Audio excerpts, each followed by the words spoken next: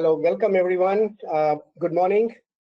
This is the first session of the CFO Bootcamp, really to talk about conditions that are being faced by the model CFOs and what is it that we need to do to prepare for being a model CFO.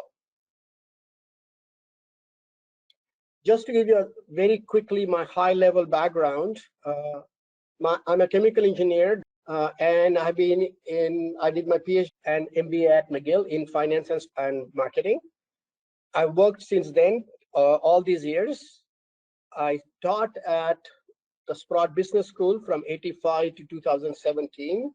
So I've taught, many BCom, MBA, PhD students. I started CR Group in 89 because I felt like there is a systematic way for the CFOs to add value for their enterprise. And I want to help them to do that if possible.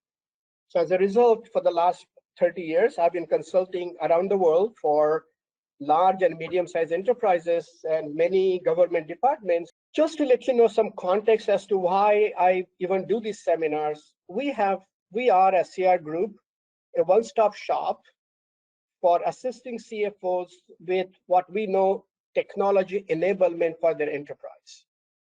And in that context, both from a consulting perspective and from a technology enablement perspective, I've come across all challenges the office of the CFO is facing today to add value to the enterprise. I always had this framework that hasn't changed in the last 20 years. And I always felt like without a cohesive framework, one cannot create value for the enterprise. Given the CFO or office of the CFO role really is to show the stakeholders and the board, and if you are publicly listed, the shareholders, what value the enterprise is creating, and number two, how we as the finance professionals provide that value add of our function.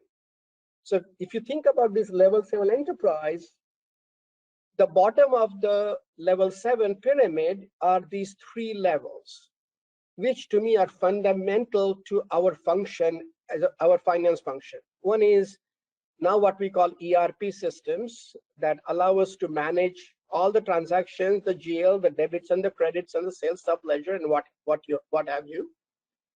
Many of the organizations also are in vertical markets and require some unique solutions to run their business. For example, if you're in distribution, you may require a warehouse management system. If you're a project firm, you may require a great project management, time and expense system. So unique solutions that are unique to that enterprise's unique business. Number 3, every organization, especially now in the remote world context where personal visits are not possible, require collaboration enablement from a technology perspective, both from external stakeholder engagement, customer engagement, for example, and internal. So think about, CRM, Salesforce.com, SharePoint in that layer 3. The beauty of these 3 layers, assuming we have them and we've chosen the right technology platform, these systems create data. And one challenge with these systems traditionally has been the reporting and analytic layer is traditionally weak. Each system may have it, but if you have multiple systems, getting single view of the world or single version of the truth is kind of difficult and has been, and I'll tell you a little bit about that as we go forward. So layer 4 is data to decision. I have all kinds of data in these 3 levels. What do I do so that my management team, leadership team, my peers can take actionable decisions? So that's kind of level 4. In the old days, we used to call them business intelligence. Okay. Now we call them decision support systems in certain thought processes. Number 5 is different. It's more relevant now than ever before that our ERP systems or unique solutions keep track of what I call physical assets or physical transactions. But if you look at around the world now, what is really a real asset that is not on our balance sheet is the people asset. And the question is, how are we managing those assets? Not just by saying, people are our most important assets. The question is, how are we managing those assets Those assets are depreciating. Those assets require maintenance. Those assets are our claim to fame. And it is a finance function's role to ensure that our talent management platform is working for us in addition to our physical asset platform. If you have all these 5 layers organized and working, so to speak, then we start talking about our core functions: corporate performance management, which is kind of planning, budgeting, forecasting as an example, enterprise scorecard as an example. And then we can start creating value because we have all the tools, all the technology, and all the information to run the business. And because we are in the technology enablement business, for every layer, we have a technology enablement toolkit to support if clients want it. So having said this generic introduction, so to speak, here's my agenda. I won't spend too much time on COVID. I think you read it, thought about it, have been impacted by it, but it sets a context. Second thing I want to do very briefly is share with you some evidence and insights about what is being expected of the office of the CFO or the CFO or the financial controller. Then I want to share with you kind of my thinking about if one wants to be this model or modern CFO, what specific steps can we take to get to what I call CFO Nirvana? I also want us to bring to the ground floor, so to speak, and say, you know what? It's easy to say what I always say in PowerPoint, but it's difficult. And why is it so difficult? And what can we do about it? Is there a best practice out there? Is there evidence out there that this can be done? And then, we'll have time for some quick recaps. We did a survey of our clients during COVID and asked them what is bothering them in this world. And I think nothing really changed as much. What changed was more emphasis on cash flow, naturally. However, if you think about what we found, and this is kind of a word map, more responses, bigger the font size. This is something we always have dealt with, okay? What came out really is cash flows are important, and of course that means budgeting is important. My point is, I know COVID has made a big change on the business. That doesn't mean our value add has changed. What has changed, I think, is demand for agility in providing information so that your peers can take immediate action. So from my perspective, what did COVID change? COVID changed our ability to react really fast to ever-changing and very, very uncertain world. And I think we are past COVID. I think we still have challenges. Those of you who have a large supply chain, you know what I'm talking about. Okay. What does that mean from a finance office of the CFO perspective? Well, what really means is if we want agility, and if the world is changing rapidly, we need to make sure that we have ability to do multiple scenarios that provide the leadership team impact on cash flows. Okay? We want to provide information to the CEO and the board to navigate through this uncertainty. Okay? And I'm hoping that this will pass. But now we have all learned about the importance of agility and how to demonstrate our leadership from a numbers perspective in this new normal. So I don't want COVID to have tremendous impact on everything we talk about. I know COVID is important, and hopefully we'll never face something like this in our lifetime.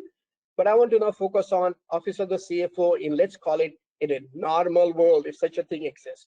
I shouldn't say ignore COVID, but put COVID aside for the time being and ask ourselves, what is some evidence about what is required from the Office of the CFO? There are many, many surveys. I'm sure some of you look at that as they come across your desk or your inbox.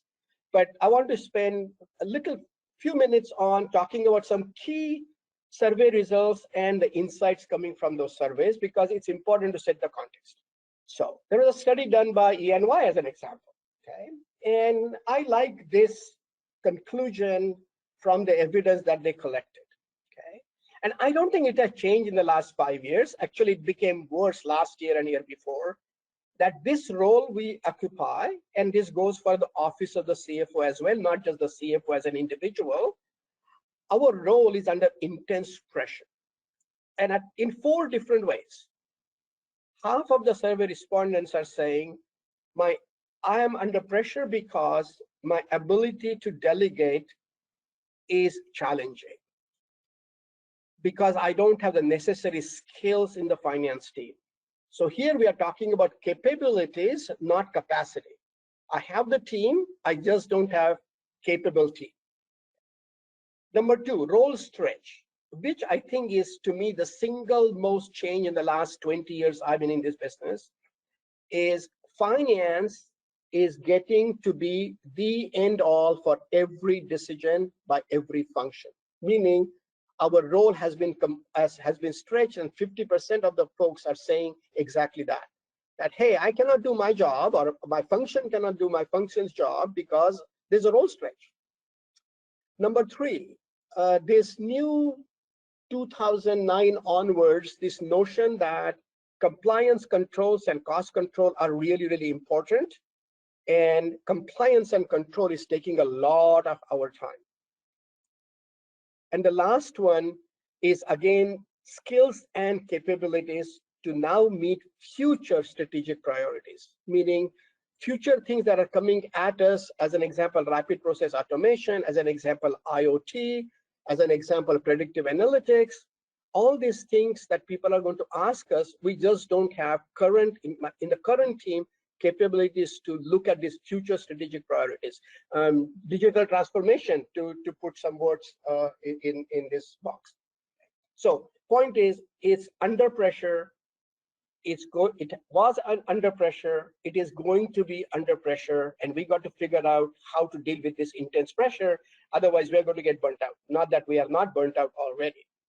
Point is that not only this pressure exists, but others are demanding a lot from the C-suite. Others are demanding a lot of the finance function. Okay. Well, what are they asking? You see, it's amazing how everybody thinks that finance function or office of the CFO need to help me being the C-suite peer. Okay. Not only they want us to continue what we do, speak on behalf of the company to investors, if you're a publicly listed company, raise capital and deal with the lenders. Even if you're private, deal with the private banking relationships. So that's kind of our core on the left-hand side at the bottom. But they also want us to now deal with the front end. Okay? Order to cash, procure to pay. Help me with analytical support and advice in my function, me the CRO, me the chief procurement officer, as an example. Okay.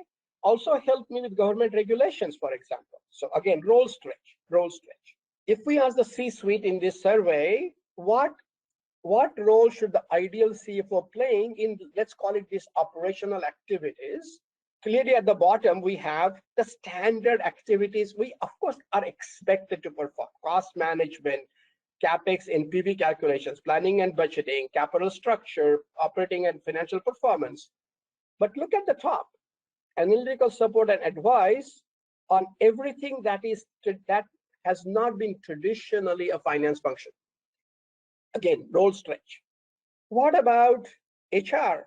What about benefits? What about IT strategy? Some of you, those of you who are the CFOs, maybe IT reports to you. Some of you, HR reports to you.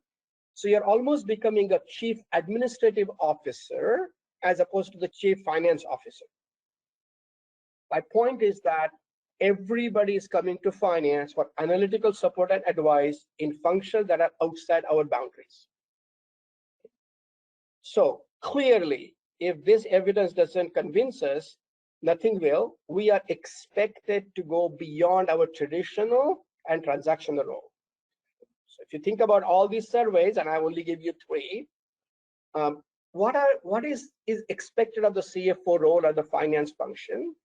Well, we need to be now involved and provide support, and sometimes be an integral part of crafting the strategy of the enterprise or the business model of the enterprise.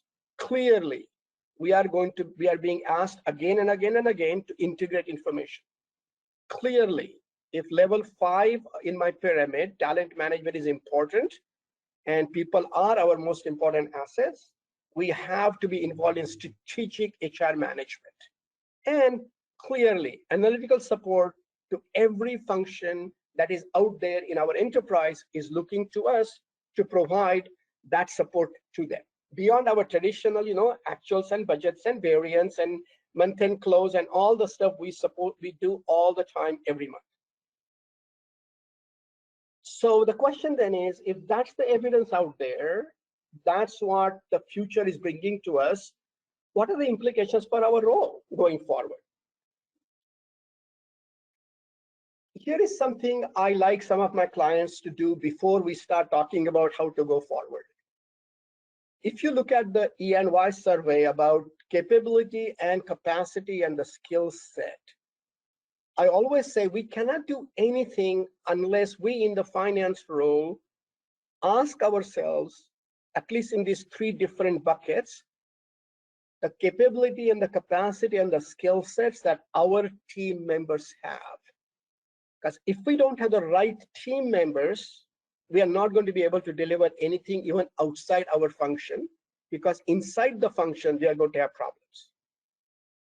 This does not mean we have to have our team experts in every of these bullet points, because we can always hire consultants or accounting firms or investment brokers for specific things.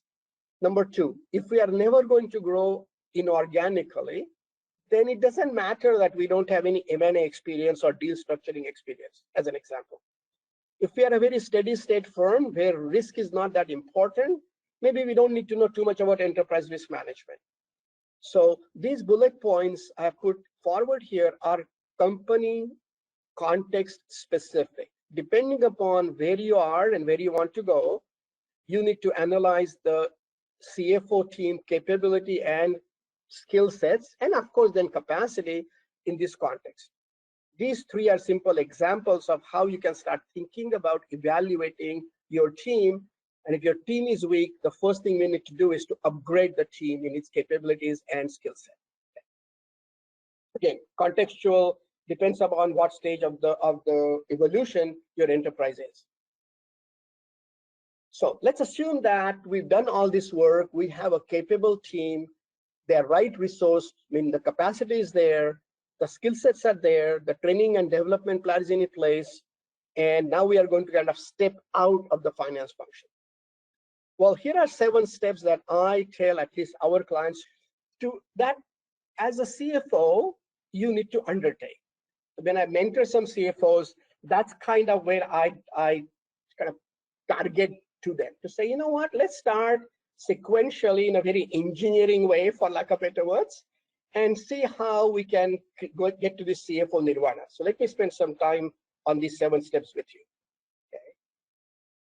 The first is what I call go right. If you now sit back and look at your own even day-to-day or week-to-week or month-to-month work, the question always is, where are we spending all this precious time, and what is really expected of us as a CFO in this particular slide? Okay. If you look at the y-axis, I call this a finance maturity axis.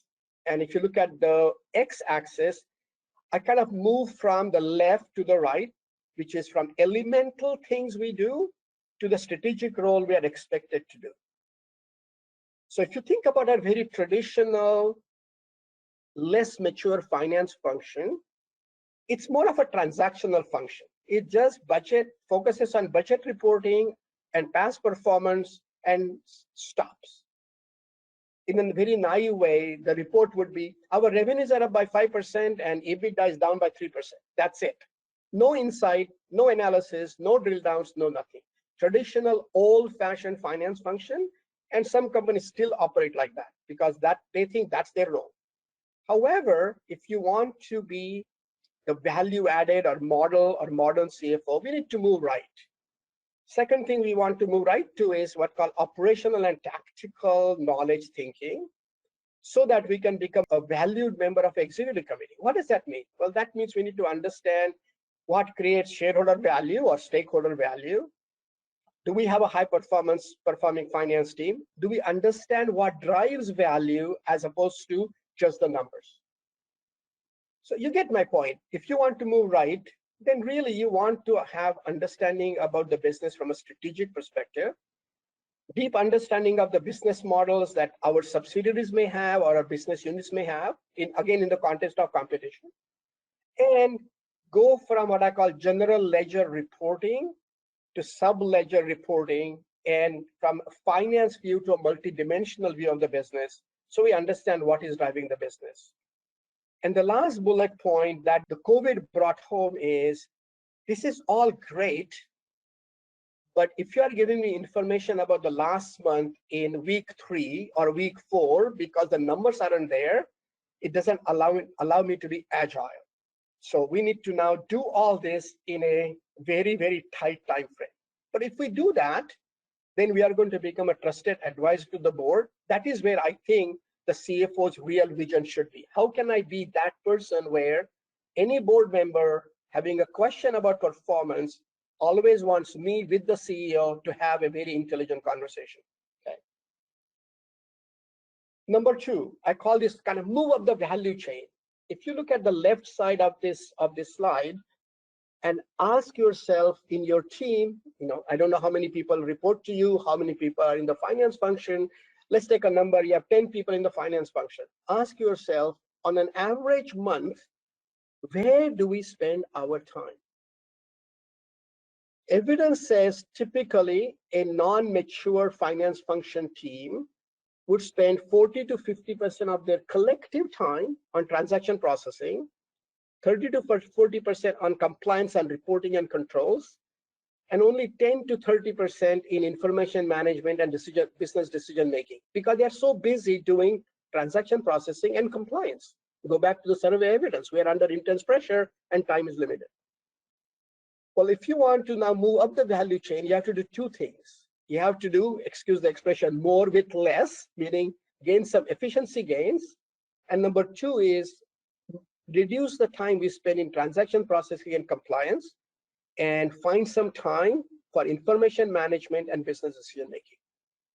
You cannot squeeze this transaction processing and compliance time without technology enablement. So if you want to go from traditional finance to world-class finance, we need to start thinking about both efficiency gains and, let's call it, reorientation or effectiveness gains using the right technology, whatever that means. Number 3, my pet peeve for last many years. Okay, we need to radically change planning, budgeting, and forecasting process. I don't know whether you keep track of time and energy the organization spends to do planning and budgeting. Extremely important. I'm not saying we shouldn't do that at all. We have a big business in planning and budgeting platforms. My point is, are we doing it the right way? Are we doing it with what I call resource-based, driver-based planning? Are we using technology in the right way? Are we moving away from Excel? If you are large, if you are small, Excel works. And my last bullet point, which is to me the central most important bullet point, and I try very hard to tell my clients that, please disassociate budgets from bonus and incentive setting.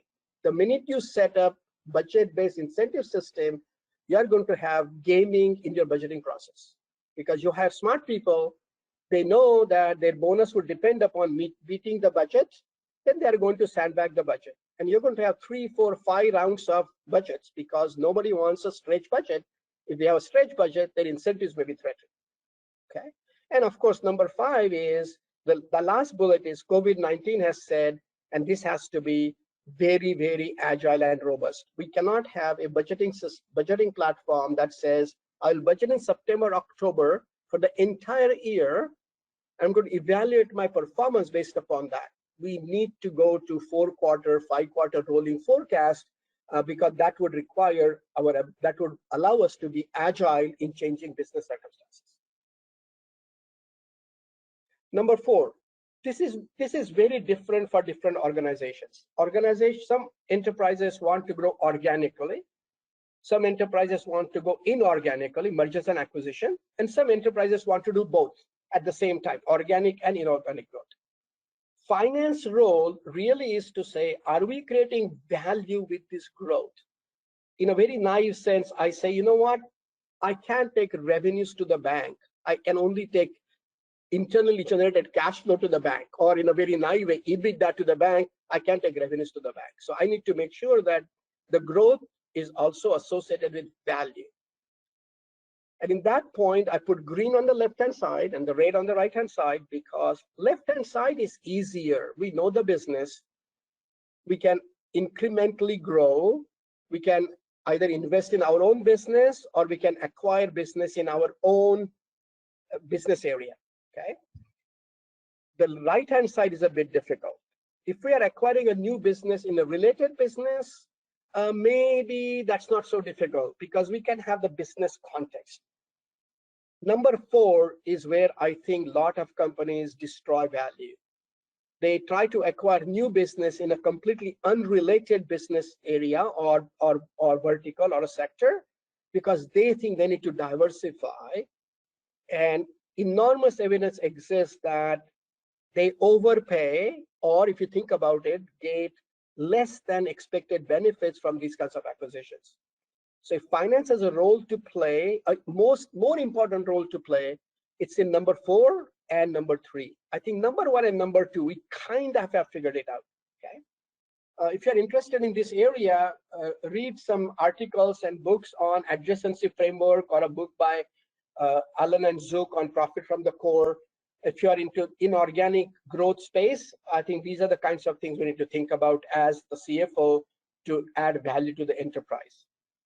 Number 4B, to me, it's common sense. I think that how we need to assess and leverage our core competencies, not in finance per se, but across the entire enterprise. Because if we don't do that, our growth is going to be limited or haphazard or not value creating, okay?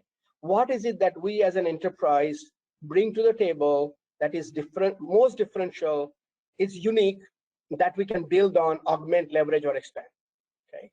Number 2, are there any vertical adjacencies? Can we work with our key customers or suppliers to come up with a solution or a very tight relationship with them so that they benefit and we benefit?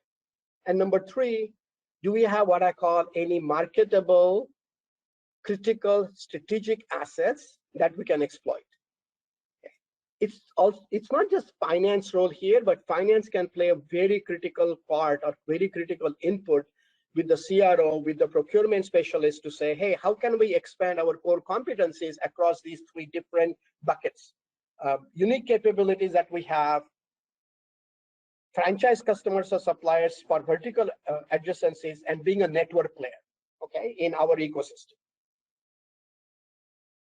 Number 5, enterprise risk and resiliency. This has come up again and again these days. And really, if you peel down all the complexities that ERM has, you probably know COSO has a framework that deals with ERM. There are multiple groups out there that provide expertise, including Gartner, for ERM. But if you really think about what we want to do from an office of the CFO perspective, are 3 things. Ask ourselves, what could go wrong that's going to be significantly impacting our success? It could be a key salesperson. It could be a key supplier. It could be a key customer. It could be a key technology. Okay? It could be a key information process that we have. If that breaks, it's going to impact our success significantly. Then the second question, well, that's great. That's what I call analysis and discovery. What is the action plan? What are you going to do, or what are we going to do to protect the enterprise against it? And all plans fail. Mike Tyson says, you know what, you can plan anything you want, come to the ring with me, and all your plans are going to fail. Okay, so the question then is, hey, if we do all this, but if still happens, what's our plan B? Those of you where IT reports to you, IT people talk about disaster recovery. IT people talk about business continuity. That's the plan B. What would happen if? Okay. And of course, we can predict everything, even have a plan B, but I don't think we predicted COVID-19. Old adage, things happen and you'll never be ready. Okay. But now we need to start thinking about this systemic event that may happen to our business, hopefully not COVID, that will wake us up. And if that happens, what is it going to do? I'll give you an example. I have a client, one of the key factors of his success was just-in-time inventory. Okay. You can just imagine what happened to that business in the last 9 to 12 months. There is no inventory to be had. It's taking 6 to 8 months from China to their different warehouses just to get that supply in it. Okay, so it's all great to say I have a business model that worked in the past. Now we need to rethink our business model in face of a systemic event that may happen that will change our business model completely. Again, finances role, just to think about what would impact performance. Okay. And of course, there are some critical actions you can take, minimize dependence, manage the environment footprint if you're in the, let's call it the energy business these days. Number 3, ethical breakdown. A lot of companies are finding it out. You saw what's happening with Facebook and the whistleblower in the last 2 days. Ethical breakdowns. Okay. Number 4, in the old days, we thought more about key plants or hard assets. Now we got to think about risk with respect to soft assets. A key developer that develops your key product, if he leaves suddenly, what's going to happen to us? Okay. What about our intellectual property? What about succession planning? Okay. How can I insure? How can I hedge? How can I diversify? And make sure that we have this well-functioning ERM platform that is actually telling us what risks we have and what we need to do about it.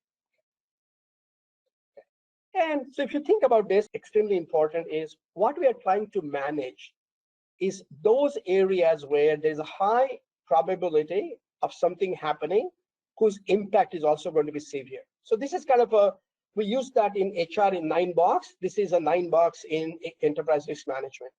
Manage what you have to manage. Keep monitoring something because, low probability, not material. And you know what? If it's low probability and low risk and you have no time and resources, just accept the risk and move on. And if you're a CFO, you need to take this slide to your board and ask them where the board wants you to invest your time, energy, money, and resources, and what they think is critical, material, and minor, and what they think is the probability. Board has to be involved in this slide. It cannot be just the CFO and the CEO sitting there and saying it's a high probability. Because at the end of the day, if risk happens and not managed, board is holding CFO and CEO accountable for. Okay, so I call it a 9 box ERM playbook. And now you know what needs to do. If we have this, the systemic event is now says, oh, hold on, there could be a black swan event. What is our plan B? Extremely critical and severe if that's our business. If you're in a restaurant business, now you know we never predicted that at all. Okay, we just assume that business will continue. Travel business as an example, cruise business as an example, you name it. Okay. Those kind of 5, but number 6 to me is getting even more important. And I'm calling the CFO team now, are you an information builder? And are you helping the organization transform digitally? Okay. And why we want to do that? We want to do that because we want to reduce friction between stakeholders. How does customer react with us? How does supplier react with us? How do our employees react with us? Okay. Number 2, how do we provide insightful and reporting and analytics with actionable dashboards to our leadership team, not just for the finance team? And number 3, do we have enough knowledge about our strategy and the business model that would allow us to link our strategy and strategic maps to metrics and, of course, then initiatives, et cetera, and if we do all this, the 7 will just happen. We can link our incentive systems based upon this information that we're providing to the leadership team on a regular basis in a credible fashion.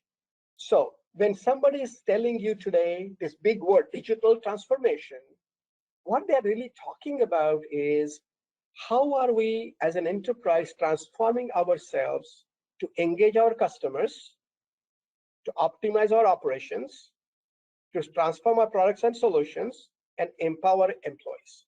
And how are we going to engage our ecosystem through social media, to board members, to suppliers, and on the right-hand side, are we using the right toolkit, the right platform that is important to our business? Not every business needs to worry about blockchain. Not every business have to worry about natural language processing. Not every business has big data. Not every business has Internet of Things or sensors in the equipment. Okay, so we cannot make a generic statement about digital transformation. It is contextual. And of course, given limited resources and role stretch and tension, we need to sit down as a leadership team and ask ourselves, where do we make our investments sequentially? Okay. I always say Rome is not built in one day. Let's make sure that we have a building blocks and a plan. It could be a 12-month plan, it could be an 18-month plan. Let's plan the plan where we have either a huge value loss or huge gap between effectiveness and efficiency. And let's start investing there first, and then we go sequential. Let's reduce friction across the ecosystem. Okay, digitally transform the world, because friction requires digital component to it to make things happen. Example would be in COVID now, we had to empower employees and optimize operations. Everybody's working remote.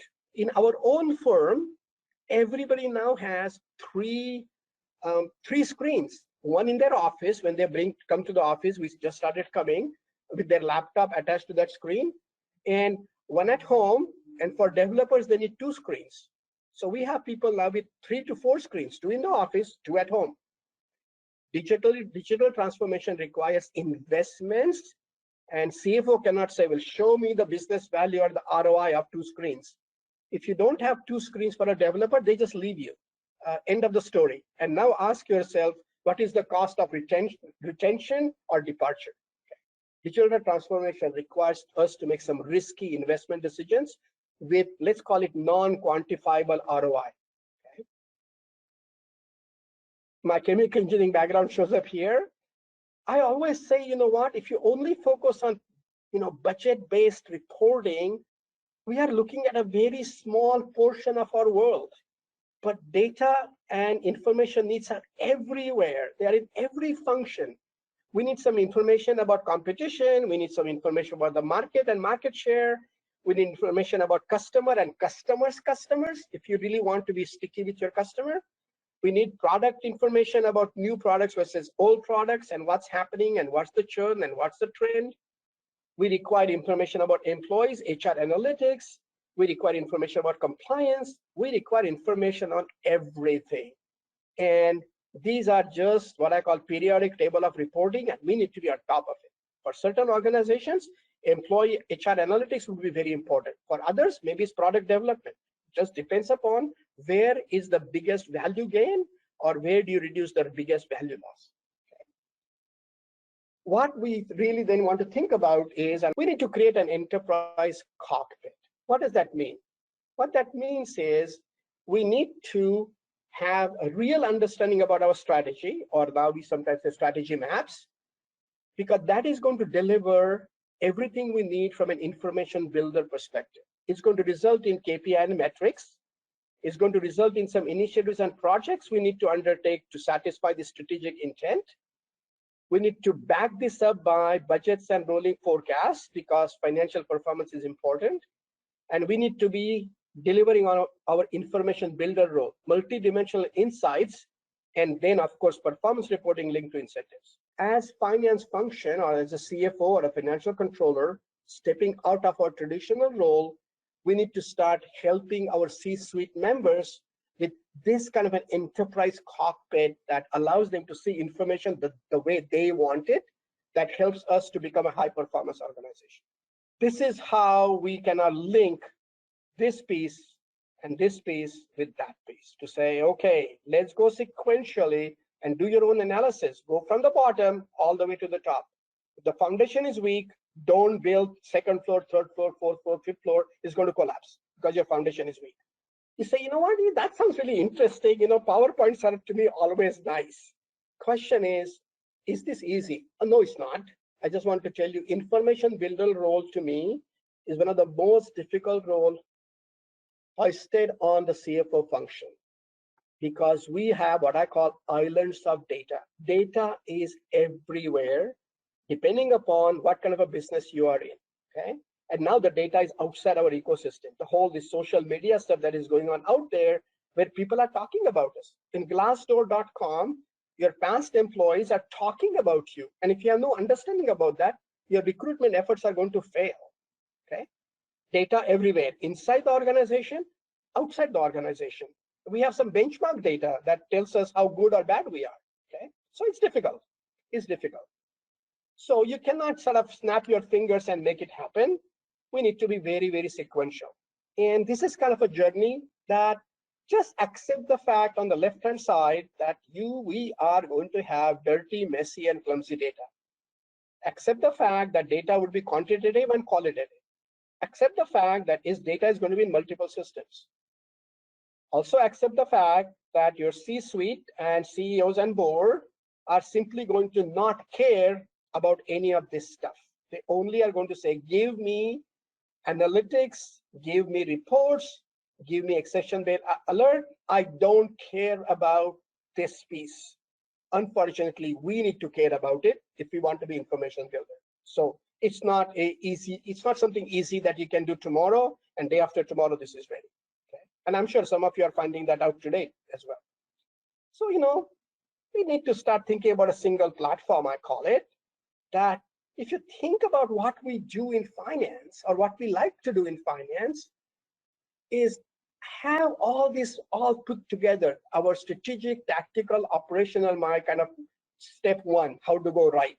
If you want to go right, you want to put all this together, and you cannot do this with multiple fragmented approaches. So I always have, for the last 10, 12 years, I've said, you really, really want to go and somehow figure out one platform thought process that allows us to do everything. I call this kind of a management nirvana for information. Okay, and tools exist these days. We use a tool called Board that does all this, and but that's what we want. The tools don't matter to me. It's the technology that will work for you. Except you can't have 7 pieces of technology to do 8 different things. There's massive confusion in the C-suite and in your enterprise. And of course, naturally, if you have a single technology, clearly there are many benefits. Data layer is the same. Nobody cares about what systems you have because it's connected to all systems. Is the same platform for all key decision makers, so that single version of the truth, ease of learning, ease of collaboration, highly cost effective, single version of the truth irrespective of who the decision maker is. And of course, it provides agility. And that to me is really important going forward. And then my last kind of key bullet.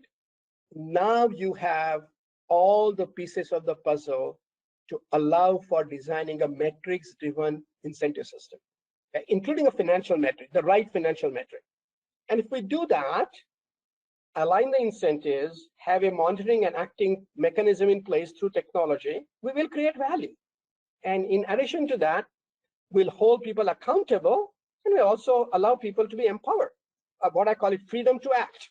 Okay, I'm creating the right metrics, I have the right strategy, I've given you the right technology, I have a monitoring mechanism in place. I'm empowering you to make decisions, because if you don't do it well, I know I'm monitoring you every month, every quarter.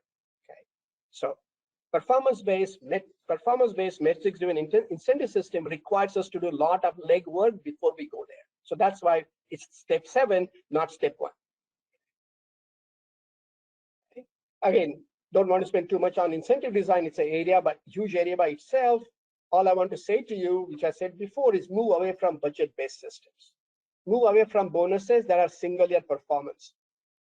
Start differentiating controllable versus uncontrollable. Add not just financial metrics, but line of sight non-financial metrics. Okay? Train people that this incentive system is enabling empowerment, and the better you do, the more incentivized you are. And incentive is not just monetary, also recognition. Okay? And we need to be able to monitor it, and people should like it. It should be intuitive. Yeah, if I do this, I know that makes more sense. Okay, for example, repeat business from customers. If that's the metric, and repeat business from customers is coming in, marketing costs are low, client acquisition costs are low. It has to create value for the enterprise. So best practice, you need to have this linkage between strategy, compensation, non-financial metrics, line of sight metrics. That's kind of the best practice for a high performance organization. We are finance, and I'm an engineer. We're always skeptic, and it's good to be skeptic. Okay. Question is there evidence that all this bloody matters? Those of you who have no social life or limited social life, there are two very well-renowned academics from the US, Bloom and Renan. They continue to do some work. They have said, hey, we have looked at firms across the world, And we have found that successful firms do three things. They monitor, they set right targets, and they provide incentives based upon performance. Okay. Again, you may call it, apple pie and motherhood, but it works. It separates good firms from bad firms. And there is empirical evidence that successful firms do this very well, and unsuccessful firms don't seem to do very well. The role of the office of the CFO after all this. Okay. 7 steps, as I talked to you about. Leverage core competencies. Start with the basics. Ensure that your company has a vision, mission, and core values, because that is going to impact your strategy. Number 3, start communicating with your information platform. Okay. Explain to them Finance 101. Many folks in your leadership team don't come from a finance accounting background. We don't train them. They need training. Number 4, customize messaging if you have multiple stakeholders. Example would be one of our clients in the energy sector. How are we communicating with different stakeholders out there that is going to impact our performance? Number 5, use the right technology. If you're small, if it's Excel, it may work. If you are medium and large and your technology is Excel, it's not going to work. It's clear. Evaluate the leadership compensation structure, because if the leadership is compensated correctly, everything works really well. The last one is people. If people are your assets, nurture your people. We now start talking about customized one-to-one flexible incentive design. Okay? At least for your key people, not for everybody out there. So you need to start thinking about your leadership and agility across multiple dimensions, I call it. How am I doing on time? 11:50. Okay, so let's recap. Okay.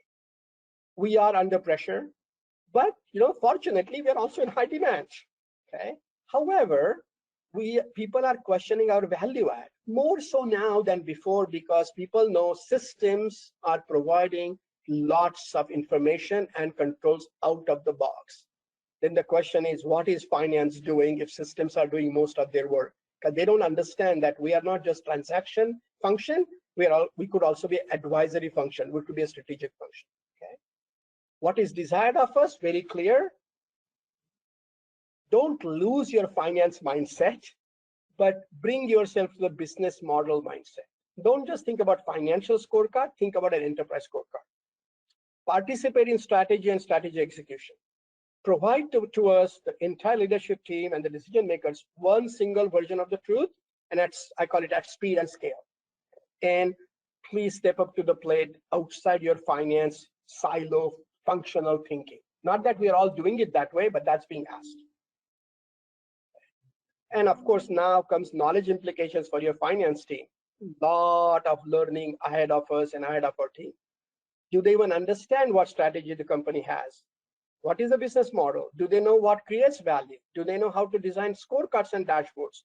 Do they know how to do really well CPM and analytics? Okay. Do we have the right technology for managing the business? Okay. And how can we build the enterprise maturity in decision making, not just in the finance function, but across the board? All right. Having said that, let me end up with some lighter note, and I'll let you read that. So the Watson's answer is, oh my God, this is really complex. Holmes' answer is, it's not that complex. Okay, get to the root cause and you'll figure out what to do next. Yes, so we do have a few questions that came in. The first one being, you mentioned level 7 framework. What level is the most important to create value? How should I say, sidestep the question? Not really. I'm assuming that your first 3 levels are in place, meaning the business technology foundation is well structured already. Then I think the demand on CFO is on number 4 layer, data to decision. Everybody's looking for right information at the right time for the right decision maker. And they believe that finance has a tremendous role to play. So if you have limited resources, limited capacity, assuming your first 3 levels are kind of in place, meaning the right data is collected at the source systems, I would say level 4 would be my first choice. Because without that, we cannot do anything. If you are an asset light firm where employees are your assets, then I would say focus on level 5. And because if you do level 4 and level 5 well, 6 and 7 is doable. It's doable. All right, perfect. We do have another question. Any advice on how to build my team's capabilities in understanding the business, as many of them come from an accounting background? I do a lot of teaching in the CPA program in Canada as well. I always say that accounting is really different from finance. And you really need to either internally do the training or expose them to sessions like these just to open up their mind, or any other sessions that are out there. Go ask them to do a mini MBA in finance as an example. Other thing you could do is actually let them work in the business for a while. Let them understand your business first. But accounting is a great profession. People who become accountants come with great knowledge. They also learn a lot about finance, but many of them who don't have an accounting degree don't have that much exposure about non-accounting courses. So it's our job to give them the finance strategy, information technology exposure. Train. I don't know what your budget is for training, but find the budget, time and money for training. We have now can do a lot of what I call remote courses. Nobody has to leave the company to go there physically somewhere. So it's much cheaper right now, I think. But training to me is very important. People don't seem to have any time to read anything outside their job. Well, if we do that, how can we learn anything? And my academic rigor is coming out, I think, in this answer.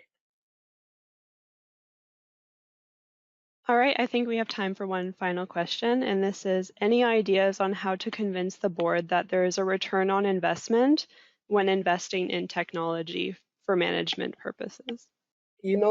We have been trained to create a business case that has quantifiable ROI or net present value or IRR or payback period.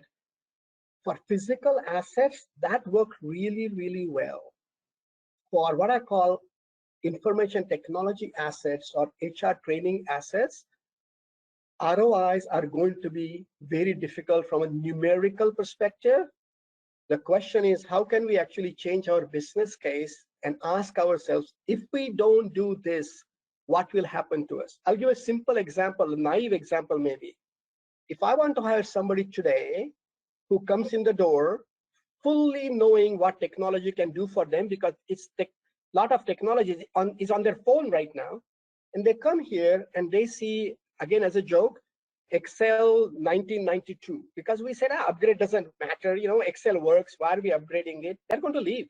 They're going to stay with you for a month and say, this company is so backwards, I have to leave. If you say to them, you know what, we only have desktops, no laptops, we are not in the cloud, we are on physical servers, they're going to leave. How do we justify ROI when we don't even know how to quantify loss as opposed to benefits? So take leadership, do not be risk averse. Create a business case that says, if we don't do this, these things will happen. I can quantify it for you, but you can see the impact of it the organization would be suffering with. It's a good question. It's not easy these days to use 19th century, 20th century frameworks that we use all the time in finance to the 21st century world. Well, thank you very much, guys.